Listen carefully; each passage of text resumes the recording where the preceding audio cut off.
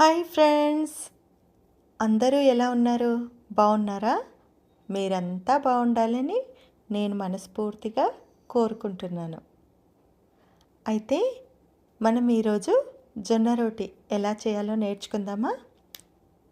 అయితే జొన్న రోటి చాలామందికి చేయడం రాదనమాట. అలా రాకుండా ఎంత ట్రై చేసినా కూడా విరిగిపోవడము, లేకపోతే చేయడానికి రాకపోవడము, అతుక్కుపోవడము ఏదో ఒకటి అవుతుంది. అలా అవ్వకుండా నేను చాలా చక్కగా మంచిగా ప్రాసెస్ చెప్తాను, చేయండి. ఫస్ట్ జొన్న రొట్టె చేయడానికి స్టవ్ వెలిగించి ఒక గిన్నె పెట్టుకొని అందులో వాటర్ వేసి ఒక స్పూన్ జొన్నపిండి వేసి మరిగించుకోవాలన్నమాట. చూడండి, ఇలా కొద్దిగా ఉండలు ఉన్నా పర్లేదు, మనం ఎందుకంటే పిండిలోనే కదా కలుపుకునేది. మ్యాక్సిమం ఉండలు రాకుండా చూసుకుంటే బెటర్, ఉన్నా కూడా ఓకే. అలా చేసుకున్న తర్వాత ఒక ప్లేట్ తీసుకోండి. ప్లేట్ తీసుకున్న తర్వాత పొడిపిండి ఉంటుంది కదా, జొన్నపిండి, అది తీసుకొని ఆ ప్లేట్లో వేసుకోవాలన్నమాట. నేను ఒకేసారి 4 రోటీలు చేయడానికి వేసుకుంటున్నాను అనమాట. ఎందుకంటే మనం ఆల్రెడీ ఉడికించి పెట్టుకున్నాం కదా పిండి, అది చల్లగా అయిపోతే మళ్ళీ విరిగిపోవడము అలాంటివి ఏదైనా అవుతుందన్నమాట. అందుకోసం ముందే అంత పిండిని ఒకేసారి నేను 4 రోటీలకు ఒకేసారి తడిపి పెట్టుకుంటానన్నమాట. పిండి అది వేడిగా ఉంది కాబట్టి ఒక స్పూన్తో వేసి ఇలా అనుకోండి, స్పూన్ ఆ పిండిని ఇలా తడిపేసుకోండి అనమాట.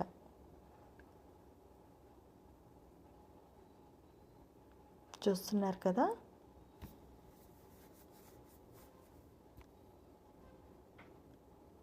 ఇది విరిగిపోకుండా పిండికి అనేది జిగట రావడం కోసం అన్నమాట. అయితే ఇక్కడ ఏంటంటే నేను ఈ జొన్న పిండిలో ఏది కలపలేదన్నమాట. బియ్యం కానీ మినప్పప్పు కానీ ఏది కలపలేదు. ప్యూర్ జొన్నలు మాత్రమే వేసి చేస్తున్నాను. అయితే మనం బయట ఎక్కడైనా జొన్న రోటి కొన్నామనుకోండి, అందులో వాళ్ళు బియ్యం వేయడం, మినప్పప్పు వేయడం, గోధుమ పిండి వేయడం ఇలాంటివి చేస్తుంటారనమాట. అలా కాకుండా మనం ఇంట్లోనే మంచిగా ఈజీగా చేయరాని వాళ్ళకు కూడా చేసే పద్ధతిలో నేను నేర్పిస్తాను, మీరు చూడండి. ఇలా మనం పిండి తడుపుకుంటుంటాం కదా, కొంచెం తడిగా ఉంటే ఇంకా కొంచెం పొడిపిండి కూడా వేసుకోవచ్చు. అలా వేసుకుంటూ తడుపుకోవాలన్నమాట.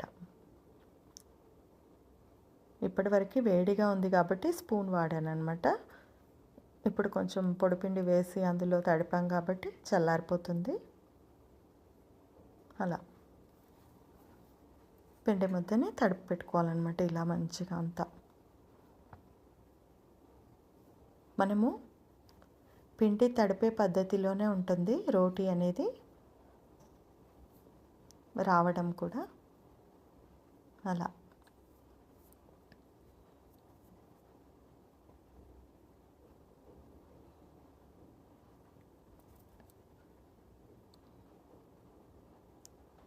మీకు గుర్తుందా, మన నానమ్మలు అమ్మమ్మల కాలం నాడు వాళ్ళు ఏం చేసేదంటే, గంజి ఉంటుంది కదా, అన్నం వార్చేదనమాట. అప్పుడు రైస్ కుక్కర్లు అవి లేవు కదండి. అలా అన్నం వార్చిన వాటితో పిండి తడుపుకునేవారనమాట. అప్పుడు రొట్టె విరిగిపోకుండా చాలా బాగా వచ్చేదన్నమాట. చాలా టేస్టీగా కూడా ఉండేది కదా. చూడండి, పిండి ఇలా తడిపి పెట్టుకోవాలి. ఇలా పెట్టుకున్న తర్వాత నేను ఒక పేపర్ వేసుకుంటున్నాను, ఎందుకంటే కిచెన్ ప్లాట్ఫామ్ మొత్తం పిండి పడుతుంది కదా, అందుకోసం అని చెప్పి ఒక పేపర్ వేసుకుంటాను, న్యూస్ పేపర్. వేసిన తర్వాత రౌండ్ పీటని తీసుకుంటాను అనమాట. రౌండ్ పీటని పెట్టి ఇప్పుడు మనము రోటీ చేసుకోవడానికి పొడిపిండి కూడా కావాలి కదా, అలా పొడిపిండి కూడా పెట్టుకున్నాను. చూడండి, తర్వాత నేను ఆల్రెడీ స్టవ్ వెలిగించి పెనం పెట్టేశానండి. ఇప్పుడు ఒక గిన్నెలో వాటర్ తీసుకోవాలండి. ఎందుకంటే మనము రోటీ పైన వేసుకోవడానికి, రుద్దుకోవడానికి. అయితే చేత్తో చల్లితే స్టవ్ మీద అంతా పడుతుంది. అందుకోసం అని చెప్పేసి నేను ఒక గిన్నెలో వాటర్ తీసుకొని ఒక ఫ్రెష్ క్లాత్ పెట్టేస్తాను అన్నమాట. అలా పెట్టుకోవాలి. పెట్టుకున్న తర్వాత ఇప్పుడు మనం రోటీ చేసుకోవడానికి ఇంకా పిండి ముద్దని కొంచెం తీసుకోవాలన్నమాట. చూడండి, ఇలా పిండి ముద్దను తీసుకొని అలా 2 చేతుల మధ్య రౌండ్గా చేసుకోవాలి. చేసుకున్న తర్వాత దాన్ని ఇలా అనాలి. రౌండ్గా అంటుంటే అది ఒక కచోరీ టైప్లో వచ్చేస్తుంది అన్నమాట. చూసారా?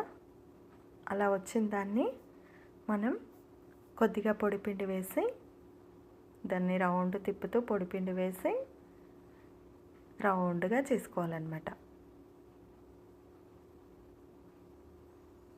చూస్తున్నారా? ఇలా చేయాలి.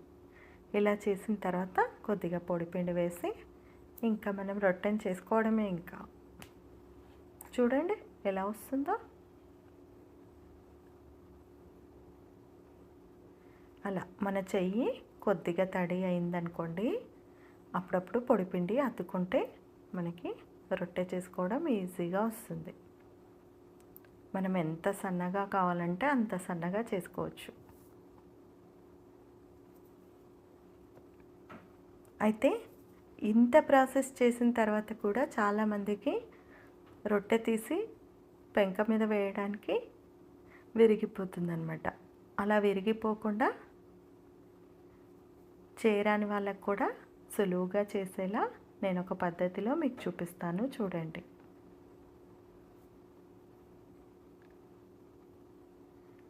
చాలా ఈజీగా చూడండి.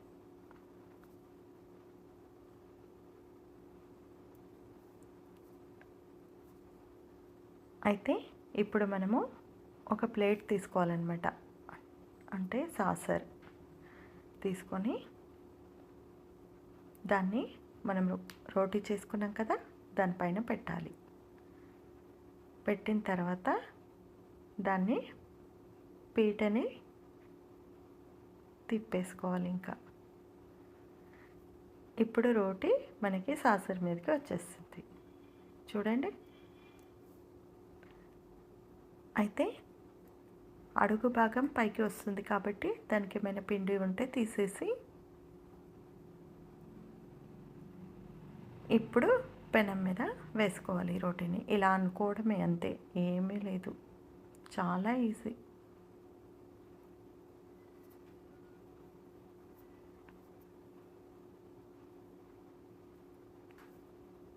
ఇలా చేసిన తర్వాత మళ్ళీ ఇంకో రోటీకి రెడీ చేసుకుందాం మనం. Same process. 2 చేతుల్లో రౌండ్ చేసుకోవాలి. అలా రౌండ్ చేసుకున్న తర్వాత అలా రోల్ చేసుకొని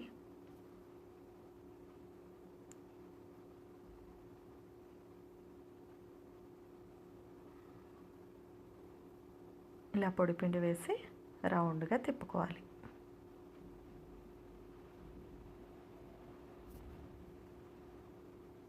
చూడండి. ఇప్పుడు ఆ రోటీ కొంచెం కాలిద్ది కదా, దానిపైన వాటర్ అద్దుకోవాలన్నమాట.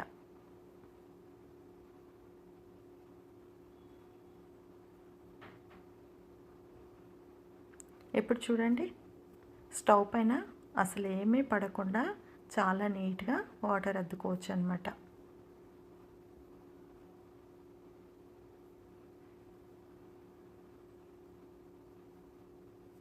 తర్వాత మనము రోటీని తిప్పేసుకుందాం అన్నమాట.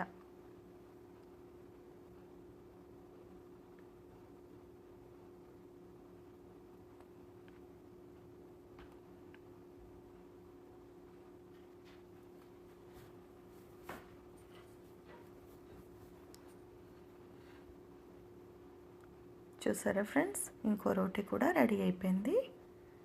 చూడండి. ఎంత సన్నగా ఎలా చేసినా కూడా మనకి ఎక్కడ రోటీ అనేది విరిగిపోదు.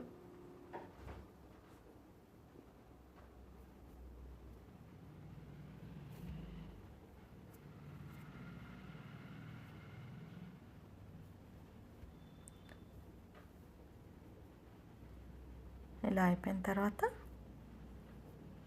మనము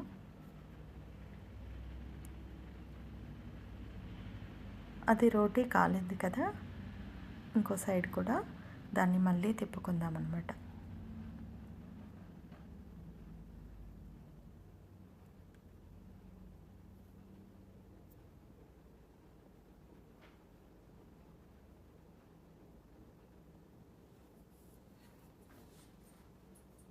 చూడండి ఫ్రెండ్స్,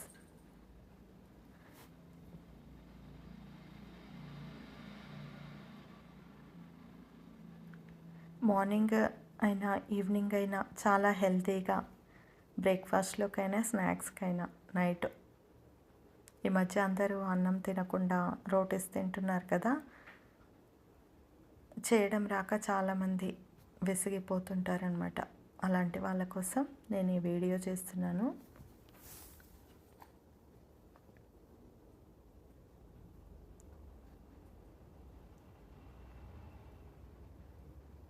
అయితే ఇలా చేసుకుంటే ఎన్ని రోటీస్ అయినా కూడా చాలా ఈజీగా చేసుకోవచ్చు.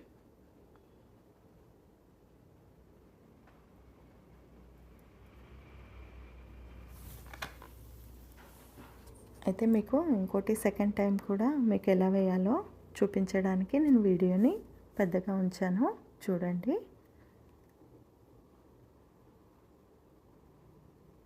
ఎలా వచ్చింది రోటీ చూడండి.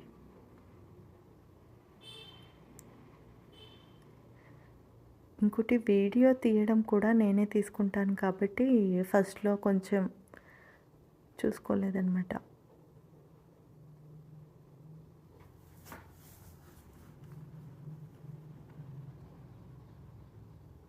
ఇలా ఆ రోటీ కాలిన తర్వాత అది తీసేసి ఇది ఎలా వేస్తున్నానో చూడండి. మళ్ళీ ఇలా వేసుకోవాలి.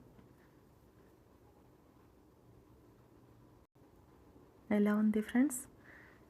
నేను రోటీ చేసే పద్ధతి మీకు నచ్చితే లైక్ చేయండి, సబ్స్క్రైబ్ చేయండి, షేర్ చేయండి. Please support. నా సాంగ్స్ కానీ నా వంటలు కానీ నచ్చితే కామెంట్ చేయండి.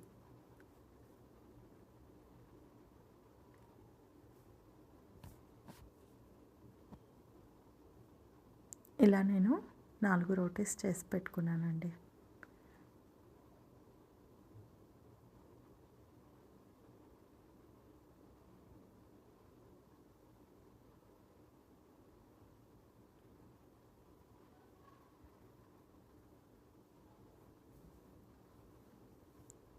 ఓకేనా ఫ్రెండ్స్? బాయ్. మళ్ళీ ఇంకో వీడియోతో వస్తాను.